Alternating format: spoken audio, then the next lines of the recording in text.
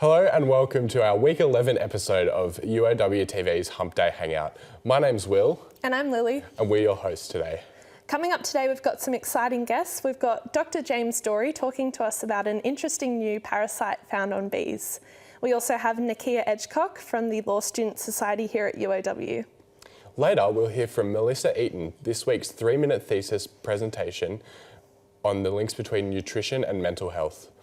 But now, let's throw to Kyle, who's with Dr. James Dorey discussing his research on bees and parasites. Today on Hump-Day Hangout, we are joined by Dr. James Dorey, an evolutionary biologist here at UOW. James, tell us about some of your research on Wolbachia. Yeah, sure, thanks. So, I work a lot on native bees, both in Australia and in Fiji. And in Fiji, we've had some recent work come out looking at Wolbachia, as you say, which is actually an intracellular parasite, which sounds as crazy as it is. It's literally bacteria living inside of the cells of bees. And they do some really crazy stuff to these bees. They can really manipulate both the the way that they breed with each other or not, the way that they look, and whether or not they can even have, sons or just daughters. It's a really crazy but cool bacteria. Yeah, so clearly it's harmful to these bees. You just mentioned some of the effects there. Are the effects only physical or are they also psychological? Really good question, actually. So they're not actually only harmful to the bees. They might be initially, and it depends on the species. There's a lot of different strains of Wolbachia, and actually it infects most insects and a lot of arthropods in general, so a lot of spiders and stuff like that as well. And it can have really variable effects. So as you say, sometimes it can be harmful, and potentially initially when they're infected, it could be harmful. Because the bacteria is really interested in proliferating itself. That's one of the points, I suppose, of evolution, is to, breed and grow and be evolutionarily successful. And it will sometimes do that at the expense of the host, potentially. But at the same time, like a lot of diseases as well, actually, the bacteria is not necessarily interested in killing or harming the host. It's interested in surviving and being, as I said, evolutionarily successful. So in some cases, actually, they can be beneficials. So for example, it's both in the bees' interest and the bacteria's interest to not get killed by a virus. So some Wolbachia actually confer viral resistance. Some of them can also help with vitamin synthesis as well, which is obviously good. And some Wolbachia are actually now critical to the reproduction of some organisms. So for example, in humans, we have some diseases that are caused by nematodes, which are little worms. And actually the way that we treat them is with antibiotics, which kills the Wolbachia, which stops them from being able to breed anymore. So it's a very complicated and case-by-case relationship. And I think a lot of people are just kind of afraid to research Wolbachia because it's so confusing. And there are so many different strains and so many different species that they're in. Yeah, interesting. So if you had to, this paper was published recently? Yeah. If you had to sort of give me a little bit of a short timeline, what does it look like of the relationship between Wolbachia and these bees in Fiji? Yeah, sure. So we're really only just starting to figure that out. And the really cool thing about these bees in Fiji, I'll kind of start at the beginning, I suppose, is that they went from a single common ancestor to about 30 species that we have now, all on Fiji. And they're all doing very, very similar things. They all look very similar. They're using similar habitats and eating similar foods. So we kind of wondered, well, why are there so many species? We kind of think that it has something to do with climate cycles and the interaction between climate cycles and mountaintops. So when things are warmer, like it is now, all these species get pushed to the top of the mountains because they're actually cool adapted for the tropics. And when things cool down, like in glacial maxima, they come back down and move around. But that's still a pretty crazy amount of diversity to come out of a system like that. So we're kind of wondering if there's something else encouraging those speciation events. And Wolbachia can actually do that. So for example, sometimes if one individual is infected by Wolbachia and one isn't, or one's infected by Wolbachia strain A and then say Wolbachia strain B, they may not be able to interbreed anymore because the Wolbachia wants to stop that from happening. This can actually potentially increase speciation rates. So in Fiji, we were kind of interested, okay, is this intracellular parasite driving at least some of this crazy speciation rate? And the way that we kind of try and figure that out is we make a family tree of both the Wolbachia and of the bees. And if you were to assume maybe one common ancestor a long time ago was infected by a Wolbachia strain, and then as they got isolated on those mountaintops, those bees started to diverge and the strains maybe start to diverge so much so that when they come back together, they don't breed anymore. What you would expect to see is basically the family trees of both the bee and the Wolbachia are the same, but we actually don't find that. So what we found is particularly one strain was really common across a whole bunch of species. And it looks like potentially actually it started out in one of these bees because it's got the most genetic diversity in that species and it's moved across the rest. So it's called horizontal transmission between species. So maybe bees go to flowers, eat nectar and collect pollen. They're also pretty messy. They might vomit a bit or poop a little bit on the flower. And that is a way that potentially Wolbachia could get transferred between species. And it seems to do that quite easily. I mean, the bees are very closely related and Wolbachia can jump between really distant, really related things. So it's very rampant in Fiji. And we have found some impacts, at least, potentially, of Wolbachia on the biology of the bees as well. That species that I mentioned, maybe it came from initially, they have what we call feminized males, which is to say that they are one of two species on Fiji that have like female characters. And there's another species where we've collected 30 odd specimens and we still haven't collected a single male, which is really weird, right? Because normally there should be like a somewhat equal sex ratio in these bees and we collect both. And so it's very possible that Wolbachia could be killing males or causing parthenogenesis, which is basically where females can reproduce with themselves. So they're pretty rampant and they're doing some weird things in Fiji, but we're just starting to learn about it. Yeah, so the bees can become sterile from the Wolbachia and it can also kill them. And the females can reproduce with, without a male partner. That's what you're saying? Sometimes, yes. I don't know if it sterilizes bees. It wouldn't sterilize the females, at least. No. Because actually Wolbachia it's kind of like mitochondria, which also live in our cells. They're passed on from mother to daughter and mother to son.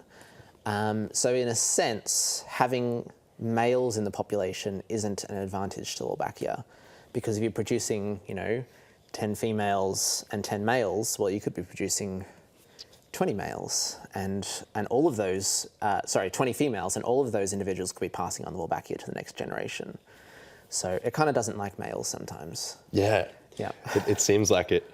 You mentioned before that bees infected with Wolbachia have higher mitochondria diversity.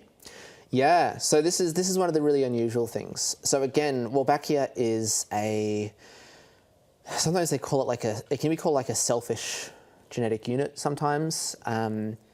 Basically, it's, as I said, interested in proliferating itself. And because mitochondria are inherited from mother to daughter and mother to son, the same as Wolbachia, because the Wolbachia is trying to proliferate itself, what ends up happening is actually that mitochondrial lineage gets passed along with it.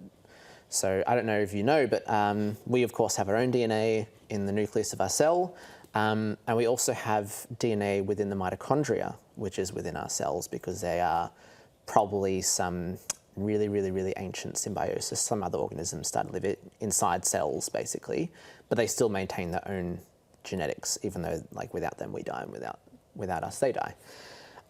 So often what might happen is if Wolbachia comes into a population and it's really successful, it has what's called a Wolbachia sweep, where it kind of sweeps across the population and tries to spread as much as it can. And yes, so it'll drag the original mitochondria probably along with it throughout the population. And what that means is that instead of having a whole bunch of diverse mitochondrial lineages coming down from, their ancestors, you just have one. And that means that you lose a whole bunch of mitochondrial diversity. And the funny thing is that we found in our Fijian bees is actually the species infected by Wolbachia had more mitochondrial diversity than those that didn't. And we don't really have a good explanation for that. Is this typical in other insects and species? I know you mentioned that mosquitoes also hold Wolbachia. Is this mitochondrial diversity, is this exclusive to the bees only, or? Mitochondrial diversity is not exclusive to bees. It's in everything. We have mitochondrial diversity as well. But the fact that Wolbachia is associated with higher mitochondrial diversity is unusual. The bees are not the only thing that it's occurred in. We found at least one other paper, I forget what in, where it seemed like it was associated with higher mitochondrial diversity, but the actual mechanism behind that, I'm not sure. Maybe it's something to do with just the fact that there is rampant horizontal transmission, that it's happening all the time. I'm not really sure. Yeah, interesting. Yeah. I also saw on your paper in the Figure 1 map that a lot of the infected is around the central, north and northwest part of the island. What are the sort of variables that are influencing that? Yeah, so a lot of our Wolbachia samples, a lot of our bee samples in general are from across the archipelago, but we actually haven't sequenced all of the individuals. We have over 2,000 now for Wolbachia. We only had the funding to do X amount at the time, and this was actually a bit of a pilot project for us. I think we maybe sequenced 250 individuals, and it just happens that most of our sequences come from the big island of Viti Levu. And so there isn't too much rhyme or reason about that. I wouldn't want to make too much conjecture about the distribution of Wolbachia. It would be really interesting, though, to sequence Wolbachia on other islands, because then, of course, you can look back a little bit further in terms of evolution, because these islands are isolated now, but some of them actually join together during glacial maxima when the sea levels drop. So it will be interesting to test some hypotheses about how long the strains have been in the bees, actually, because you could probably do that with some of the islands when there was last movement between them. Yeah. Yeah. Yeah, nice. So now that you guys have this paper out, what are some of the future plans for this study and for this research? Yeah, so we are just trying to get some funding together now to go back to Fiji and to do some more work on it. We also just found another radiation of bees on Fiji, which we didn't know was there because they're basically all hiding in the canopies. And we're really bad at sampling canopies, it turns out. It's quite difficult with a very long net. So we're going to go back and we're going to be trying to look at those species. It'll be interesting as well to know if Wolbachia is in those. We have no idea. We're also going to broaden out our scope a little bit to look at more insect pollinators in general. So, for example, flies are the second most important animal pollinators after bees. And we know that there are a lot of pollinating flies in Fiji. And our bees they're kind of wimps sometimes, especially in the highlands when it's a bit cooler. As soon as the sun goes away, they just kind of stop flying, but the flies keep on working. So they're probably quite important pollinators in Fiji as well. And so, yeah, I don't know if Wolbachia is infecting the flies or this other group of bees. It seems like it's in the butterflies. So it seems like there's really a weird ecosystem of Wolbachia going on. They're all kind of sharing it around. Yeah, it seems like it. Just to I guess wrap this discussion up, what are the ramifications of all of this, of the bees in Fiji? Like, why is this so dangerous? In terms of the Wolbachia? In terms of the Wolbachia and the ecosystem of the bees in Fiji. Yeah, so Wolbachia isn't necessarily a dangerous thing. Like I said, they can be beneficial. It's pretty hard sometimes to work on Wolbachia. A lot of the time, if you want to know, okay, is it actually Wolbachia that's feminizing, say, the males of this species, or is it Wolbachia that's potentially causing parthenogenesis or male killing in that other species? You actually need to do experimental work. And this could be, for example, treating larvae with antibiotics. to kill the Wolbachia and then rearing them through to see what happens. And maybe, maybe all of a sudden they have males, or their males look more male than before.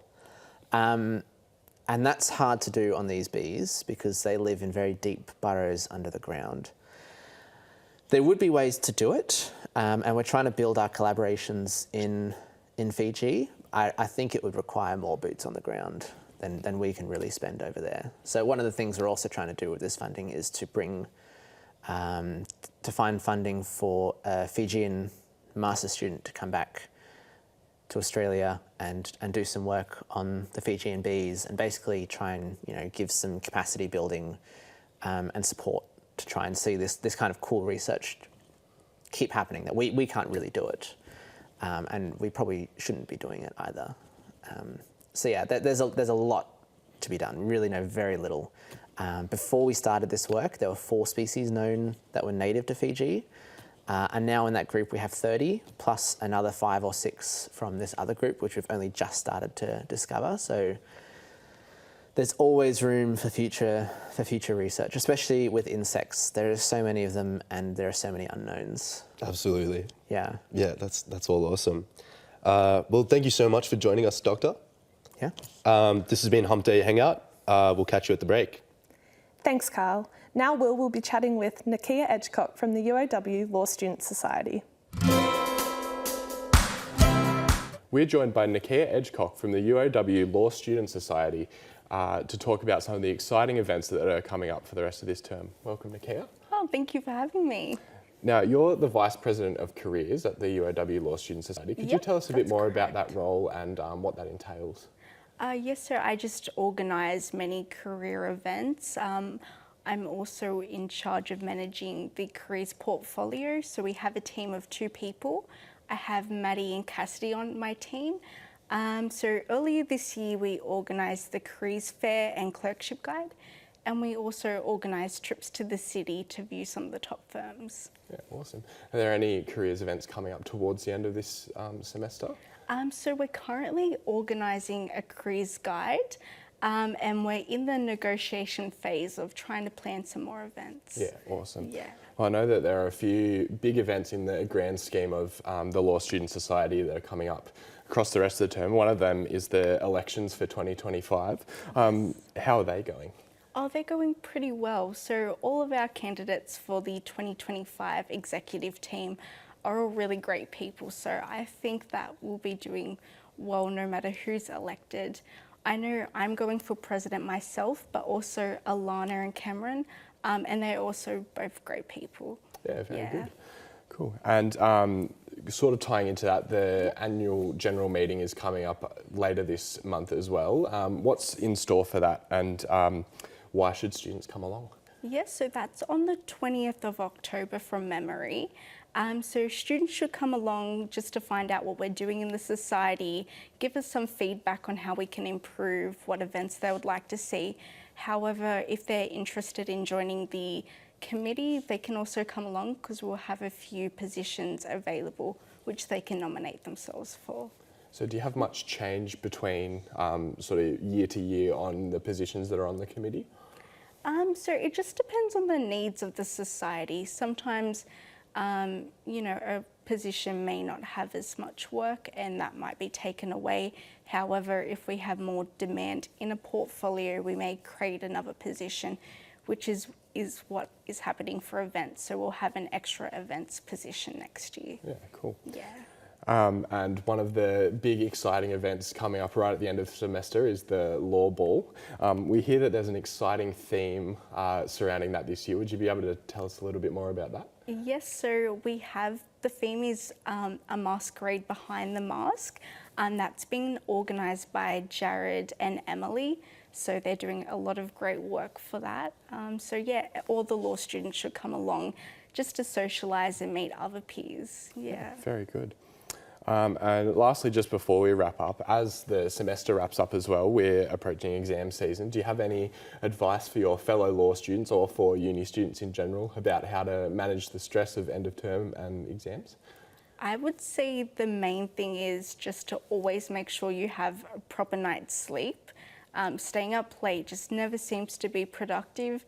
and also just practice healthy habits. So, socialize with your friends, try to avoid social media, but just be kind to yourself. Yeah, for sure. Cool. And before we wrap up, is there anything else you'd like to add or anything you'd like to remind our viewers about? So just be kind to yourselves. I know university is hard, but remember you're doing great no matter where you are in life. Awesome. Yeah. Well, thank you, Nakia, for joining us. And Thank you for having me. back to you. Thanks, Will. Now we are joined by this week's 3-minute thesis candidate, Melissa Eaton. Hi, you're watching the Hump-Day Hangout, and today we're joined by PhD candidate Melissa Eaton. Thank you so much for joining us on the show. Thanks for having me. Of course. So your research investigates nutrition and mental health with a focus on eating behaviour, disordered eating, and weight stigma.